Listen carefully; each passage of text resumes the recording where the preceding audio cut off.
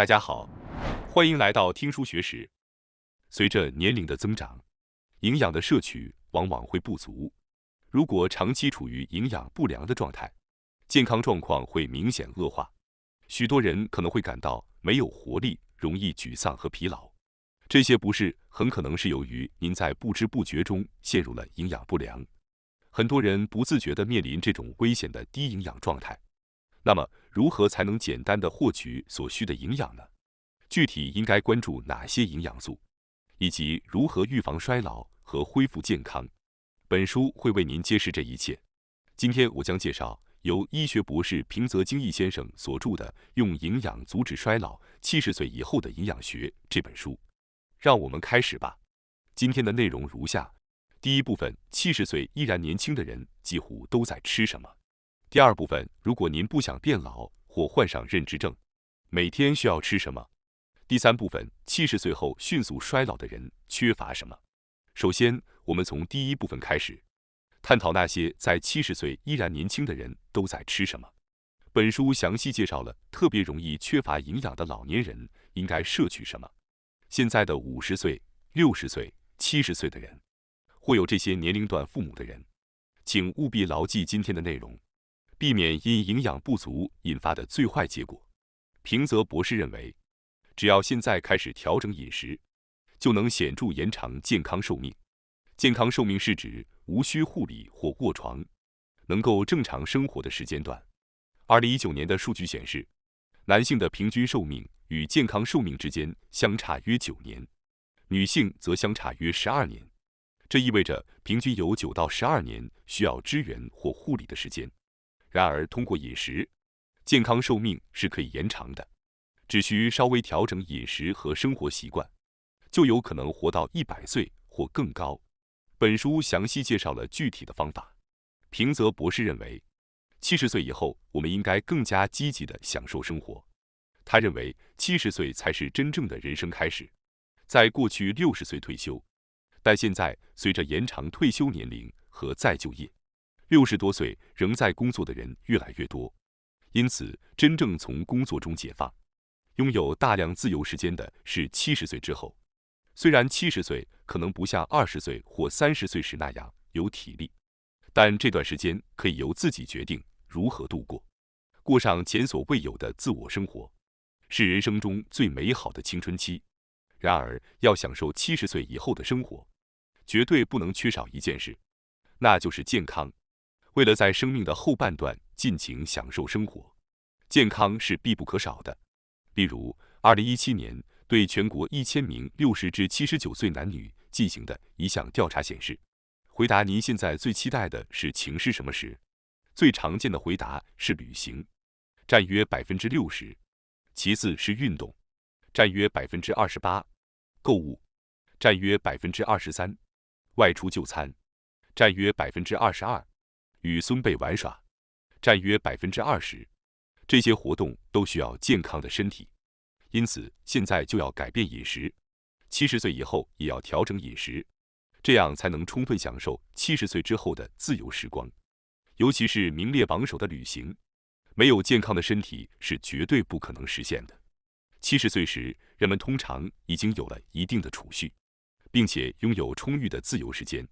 然而，要进行旅行，时间和金钱缺一不可。很多人都希望能去旅行，但是旅行需要健康的身体。例如，如果你有关节痛或腰腿疼痛等症状，这些问题会使长时间移动的旅行变得非常困难。由于身体疼痛，您可能会失去旅行的兴趣，甚至觉得旅行这件事本身都变得无所谓了。此外，随着年龄的增长，身体状况可能会变差，更容易感到疲劳，因此长时间的飞行可能无法忍受，甚至无法进行海外旅行。如果你有需要定期去医院的慢性病，那么长时间旅行本身就不可能实现。此外，如果你有某些慢性病，随时可能发作，那您在旅行时也无法安心的享受。这些情况都表明，旅行需要健康的身体。听到这些，许多人可能会想到退休后慢慢的进行海外旅行。如果你有这样的想法，请现在就开始调整饮食，回答中提到的运动和体育活动，显然也需要健康的身体，即使是和孙辈外出活动，也需要身体健康。那么从70岁开始，我们应该如何调整饮食呢？根据本书的结论，70岁以后尤其需要摄取以下3种营养素：一、蛋白质；二、矿物质；三、抗氧化物质。这3种营养素对老年人的健康至关重要。如果希望保持健康，作者建议从70岁开始特别注意摄取以下3种营养素。许多老年人陷入营养不良状态，或者因为肌肉力量和活动量下降而变得虚弱。然而，要一直保持健康，最重要的是了解70岁以后的身体特别需要哪些营养素。这就是为什么前面提到的3种营养素如此重要。例如，蛋白质是所有细胞和物质的基础材料，而锌、钙、镁等矿物质同样重要。还有防止身体氧化的抗氧化物质也非常关键。即使现在你没有生病，如果缺乏蛋白质、矿物质和抗氧化物质，未来你可能无法保持活力，免疫力下降，身体和心理状态容易恶化，甚至很快就需要护理。不过不用担心，通过有意识的摄取蛋白质和积极补充矿物质及抗氧化物质，我们可以延长健康寿命，始终保持活力。本书具体介绍了能够有效补充这3种重要营养素的食材。接下来我们将逐一介绍这些食材，希望大家期待。首先，我们来简单说明一下许多人陷入的营养不良状态和虚弱情况的危害性。正在观看视频的你们，会不会最近感觉食欲减退，或者胃口变小，吃一点就觉得饱了，准备饭菜也变得麻烦？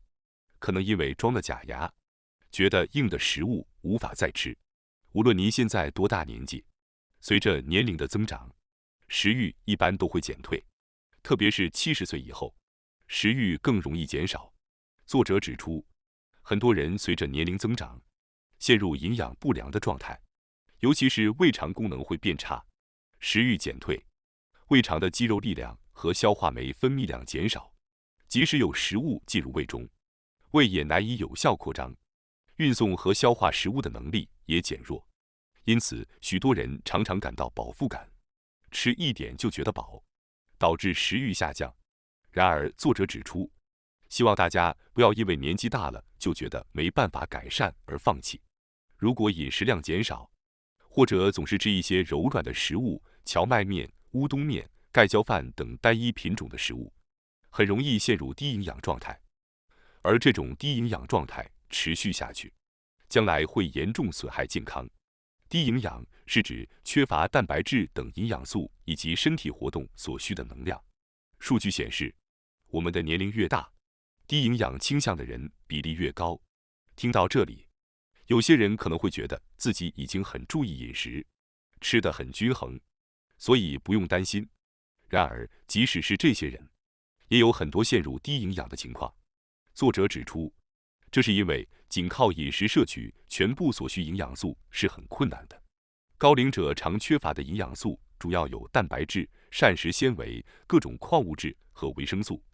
例如蛋白质方面，根据日本厚生劳动省的实时摄取基准，65岁以上的人每公斤体重每天需要摄取 1.0 克以上的蛋白质，也就是说，体重60公斤的人每天需要摄取60克以上的蛋白质。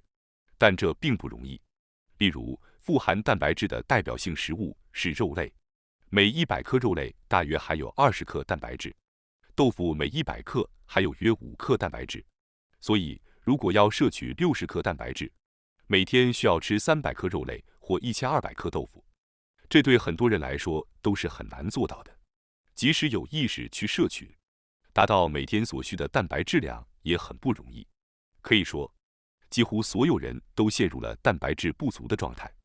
因此，首先了解我们需要摄取这些营养素是至关重要的。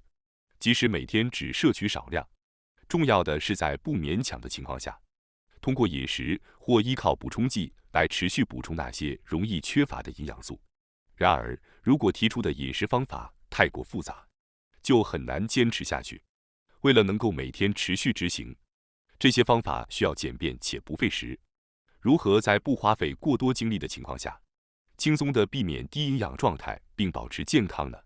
为此，作者建议在日常饮食中增加富含蛋白质、矿物质和抗氧化物质的食物，例如不只是吃白米饭，而是在米饭上加个鸡蛋，这样就能补充蛋白质和矿物质。像这样，在日常的饮食中添加一些优质食材或补充剂，来补充这3种营养素。接下来，我将具体介绍那些富含蛋白质、矿物质和抗氧化物质的最佳食物，应该在日常饮食中加入。首先介绍以下3种食物：1、每天必吃的营养食材；2、超方便且营养丰富的奇迹罐头；3、每天1包即可解决营养不足的魔法食物。首先是第一个必须加入日常饮食的最强食物。首先要强烈推荐的营养食材就是鸡蛋。作者认为，鸡蛋是每天都应该食用的超级食物，能够补充必要的营养素，保持健康。书中强调，大家一定要养成每天在饮食中加入鸡蛋的习惯，因此建议大家在冰箱里常备鸡蛋。鸡蛋被称为超级食物，因为它除了维生素 C 和膳食纤维以外，还有所有其他的营养素。例如，鸡蛋中富含锌，每个鸡蛋中含有约 0.78 毫克的锌，而锌对于维持健康和年轻非常重要。除此之外，鸡蛋还富含蛋白质和维生素。总之，如果想要解决营养不足的问题，就要多吃鸡蛋。如果不知道吃什么，记得吃鸡蛋就对了。最简单的吃鸡蛋的方式就是做蛋拌饭，这种做法简单美味，并且营养丰富。而且蛋拌饭对于咀嚼和吞咽能力较弱的人来说，也是比较容易食用的。通过蛋拌饭，您不仅可以摄取3大营养素蛋白质、脂质和糖类，还可以同时摄取各种维生素、矿物质和抗氧化物质。这么简单的习惯，但是否坚持下来，却可能会影响您未来的健康。那么接下来，第2种日常饮食中必须加入的最强食物是超方便且营养丰富的奇迹罐头。接下来要介绍的是一种在营养方面效果极高，而且简单美味的食物——沙丁鱼罐头。沙丁鱼中含有 DHA 和 EPA， 这些都是我们身体必需的脂肪酸，能够减少中性脂肪，抑制动脉硬化和过敏等炎症。此外，沙丁鱼还富含钙和维生素 B 群，这些维生素可以提高能量代谢，缓解疲劳感。众所周知，鱼类是富含蛋白质的代表食物。通过快速食用沙丁鱼罐头，可以高效补充高质量的蛋白质，帮助解决蛋白质不足的问题。沙丁鱼中还富含维生素 D， 这种维生素对于保持骨骼和牙齿的健康以及维持免疫功能至关重要。而且，沙丁鱼可以连骨头一起食用，是钙的丰富来源。钙对于骨骼和牙齿的健康至关重要，还在神经传导等方面发挥重要作用。因此，我希望大家能够更积极地利用这种方便美味且营养丰富的沙丁鱼罐头。只需从罐头中取出沙丁鱼，直接放在蛋拌饭上食用，就能让这顿饭变成最强的营养餐。接下来要介绍的第3种日常饮食中必须加入的最强食物是，可以通过每天食用1小包来解决营养不足的魔法食物，那就是纳豆。纳豆每包50克，含有约8克优质植物蛋白，是一种高蛋白食材。而且众所周知，纳豆是发酵食品，因此其蛋白质的消化吸收效率比大豆更高。此外，纳豆易于食用且价格低廉，这也是非常令人开心的地方。纳豆中含有本书强调的重要矿物质锌，以及钙、镁、铁等矿物质，还有维生素 B2 和维生素 K2 等维生素。纳豆还富含大豆异黄酮、纳豆菌和纳豆激酶，这些成分可以改善肠道环境，增强免疫力，抑制血栓，增强骨骼强度，缓解更年期症状，带来多种健康效益。每天坚持食用1包纳豆，真的是一种最强的健康习惯。因此，我希望大家能够将纳豆纳入日常饮食。所以，当您不确定该吃什么时，记得吃纳豆准没错。接下来第二部分将介绍如何避免老化和认知症，建议每天适量食用的某种极佳的食物。首先要介绍的极佳食物是鲑鱼。作者提到，大家应该在饮食中添加生食用的鲑鱼。此前我们提到过，从70岁开始，摄取抗氧化物质变得非常重要，而鲑鱼就是一个很好的选择。鲑鱼中还有一种叫做虾青素的抗氧化物质，其抗氧化作用据说是维生素 C 的6000倍，可以防止细胞老化。此外，鲑鱼还富含 DHA、EPA 和维生素 B 族等营养素。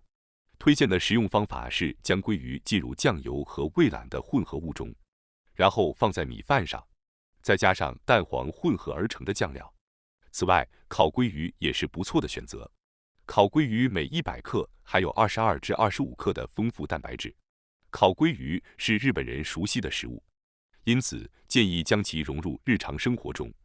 关于鲑鱼的介绍就到这里。接下来介绍第二种应该添加的极佳食物——木棉豆腐。在70岁之后，矿物质变得特别重要，其中对身心健康影响最大的矿物质之一是锌。提到锌，可能很多人并不清楚它的重要性。锌经常被用于提高精力，因此很多人认为它只是男性所需的营养素，但实际上锌有助于保持皮肤和头发的健康，稳定精神状态，并提高免疫力。此外，如果你想防止衰老，就应该摄取锌，因为锌能够使活性氧无毒化。本书强调了锌对70岁以上人群的重要性。锌可以被称为长寿矿物质，在70岁以上人群的健康中发挥着非常重要的作用。然而，数据显示，日本有10%到30%的人存在锌不足的问题，这主要是因为富含锌的食物非常有限。此外，现代日本人食用加工食品的频率增加，这也是导致锌不足的一个重要原因。加工食品中的锌含量本身就很少，而许多加工食品中的食品添加剂还会导致锌从体内排出，进一步降低锌的吸收。因此，依赖加工食品的健康饮食习惯，使得锌不足问题更加严重。听到这里的朋友们中，也许有些人已经出现了各种身心不适的症状。锌的不足可能导致心理不稳定、记忆力下降，以及更容易出现抑郁状态。此外，锌不足还可能导致皮肤干燥、指甲断裂、头发脱落，以及皮肤伤口愈合缓慢等外观上的衰退。作者建议，如果出现了这些情况，应该考虑是否有锌不足的可能性。另外，锌与男性荷尔蒙睾酮的生成有关，老年人可能同时面临由于衰老和锌不足导致的睾酮水平下降，这可能表现为精力不足、缺乏动力、低迷的情绪和不稳定的心理状态。如果最近觉得味觉减退或食物不再美味，可能也是锌不足的迹象，因为锌对维持味觉有重要作用。对于解决锌不足的问题，首先要考虑的是增加摄入富含锌的食物。推荐的食物之一是木豆腐，每半块木豆腐含有大约0.9毫克的锌。木豆腐还富含蛋白质、钙、各种维生素，促进脂肪代谢和脑部活性化的卵磷脂，以及抑制活性氧的皂苷。冷豆腐或汤豆腐都可以轻松准备，因此建议将木豆腐常备在家中。此外，如之前所提，鸡蛋也含有锌，因此鸡蛋也是补充锌的良好选择。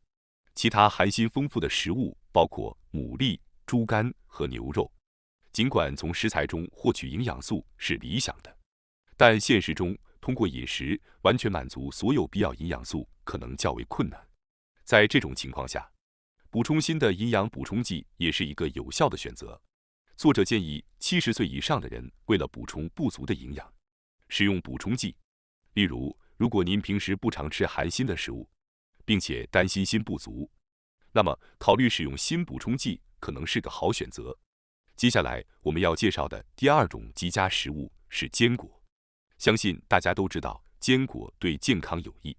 坚果之所以健康，原因多种多样，但最值得一提的是，坚果如杏仁、核桃、榛子和花生等，含有丰富的植物性蛋白质。